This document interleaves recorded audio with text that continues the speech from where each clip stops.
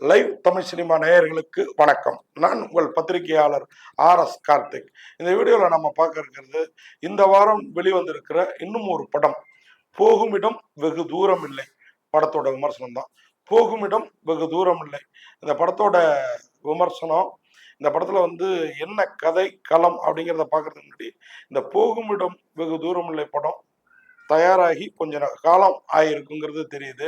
ஆனா இந்த படம் வேற மாதிரி ஒரு வித்தியாசமான விறுவிறுப்பான ஒரு படைப்பு. இந்த படத்துல விமல் ஆம்புலன்ஸ் டிரைவரா வராரு. அவரோட ஆம்புலன்ஸ்ல ஒரு பிணத்தை ஏத்திட்டு போறப்போ பணத்துக்காக, அதுவும் பிரசவ வார்டில் இருக்கிற மனைவியோட மருத்துவ செலவுக்காக அந்த பிணத்தை இங்கேருந்து திருநெல்வேலிக்கு ஏற்றிட்டு போறப்போ வழியில ஒரு தெருக்கூத்து கலைஞரான கருணாஸ் ஏறிக்கிறாரு.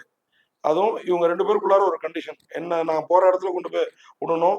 அது வரைக்கும் உன் வண்டிக்கு இந்த மாரி ஏதாவது ப்ராப்ளம் வந்தா நான் தள்ளி விடுறேன். நீ வண்டிய ஓட்டலாம் அப்படிங்கிற மாரி 2 பேருக்குள்ளார ஒரு சின்ன எக்ரிமெண்ட் போட்டு கிளம்புறாங்க. ஒரு இரவு, ஒரு பகல் கிட்டத்தட்ட இந்த வண்டி பிரயாணம் நடக்குது. இந்த ஆம்புலன்ஸ் பிணத்தோட பிரயாணம் நடக்குது. வழியில கருணாஸை ஏத்திக்கிட்டு கொஞ்சம் தூரம் போனதுக்கப்புறம் ஒரு காதல் ஜோடி அவங்க இந்த வண்டியில ஏறுறாங்க. அவங்கள ஒரு குரூப்பு வச்சனா பாருன்னு துரத்துது.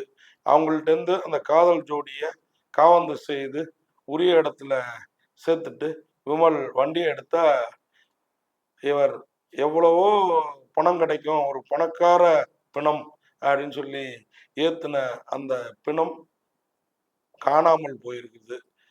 பணத்துக்காக பணத்தை ஏத்தணும், பிணம் காணாம போயிடுச்சேன்னு பதற விமலுக்கு மீண்டும் அந்த பிணம் கிடைச்சதா, இந்த பிணம் ஏன் காணாம போச்சு அப்படிங்கிறதுக்கெல்லாம் வித்தியாசமாகவும் விறுவிறுப்பாகவும் ஒரு கதையை சொல்லியிருக்கிறாங்க.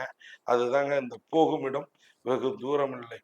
ஆமாங்க, போகுமிடம் வெகு தூரம் இல்லை. உண்மைதானே? எல்லோரோட வாழ்க்கையிலும் அது அழகா ஒரு நாவல்ட்டியா அந்த படத்தை பண்ணியிருக்கிறாங்க. அப்படிதான் நான் சொல்லுவேன். இந்த படத்துல விமல் உண்மையா யதார்த்தமான நடிப்புல நம்மளை ரொம்பவே கவர்றாரு.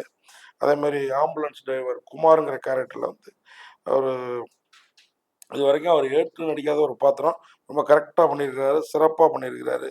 அது மாதிரி தெருக்கூத்து கலைஞராக வர்ற நளினாமூர்த்தி, தெருக்கூத்து கலைஞர் நளினமூர்த்திங்கிற கதாபாத்திரத்தில் வர்ற கருணாஸ் தன் தாய் மேலே இருக்கிற பாசம் அதை அவர் அப்பப்போ வெளிப்படுத்துறதும், அதே நேரம் தெருக்கூத்தோட அழிவால் அவர் படுற பாட்டையும் ரொம்ப அழகாக அந்த வண்டியில் ட்ராவல் பண்ணுறப்போ சொல்கிற இடங்கள், அதுவும் கிளைமாக்ஸ் காட்சியே கருணாசால தான் முடிய போகுதுங்கிறப்போ அந்த படம் படத்தில் நமக்கு நம்மளை அறியாமல் கிளைமாக்ஸில் கண்ணீர் வருது. அது இந்த படத்தோட சிறப்பு. இவர்களோட விமலோட மனைவியா மேரி ரிக்கட்ஸ் அவங்க நடிச்சிருக்கிறாங்க. ஆடுகளம் நரேன் இருக்கிறாரு. மனோஜ்குமார், பவன், பவனோட அப்பா தான் இந்த பிணம். பவன் ஊரில் இருக்கிற பெரும் செல்வந்தர்.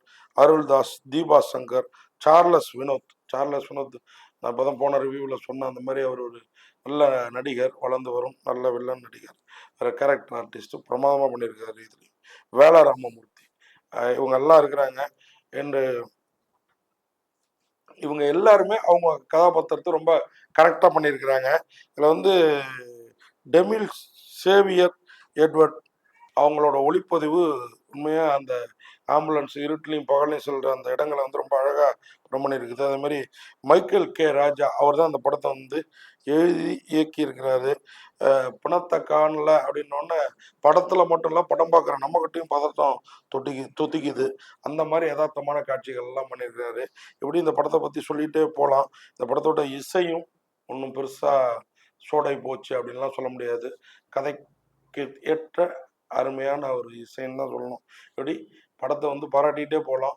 படத்தொகுப்பாளரும் பெரிய தவறெல்லாம் செஞ்சிடல. மொத்தத்தில் போகும் இடம் வெகு தூரம் இல்லை அப்படிங்கிற இந்த படம் நமக்கு சில வித்தியாசமான அனுபவத்தை, எல்லாருமே ரொம்ப தூரம் இருக்குது அப்படின்னு நினச்சிட்டு தானே வாழ்ந்துட்டு இருக்கோம். அது வெகு தூரம் இல்லைங்கிறது ரொம்ப அழகாக விளங்க செய்திருக்கிறதுல வெற்றி பெற்றிருக்குது. இந்த படத்துக்கு பத்திரிகையாளர் RS கார்த்தி ஆகிய எனது பார்வையில் மதிப்பெண் கொடுக்குறதுன்னா ஒரு 10க்கு ஒரு 7 மதிப்பெண் கொடுக்கலாம். ஆமாம், 10க்கு 7 மதிப்பெண்கள். நன்றி, வணக்கம்.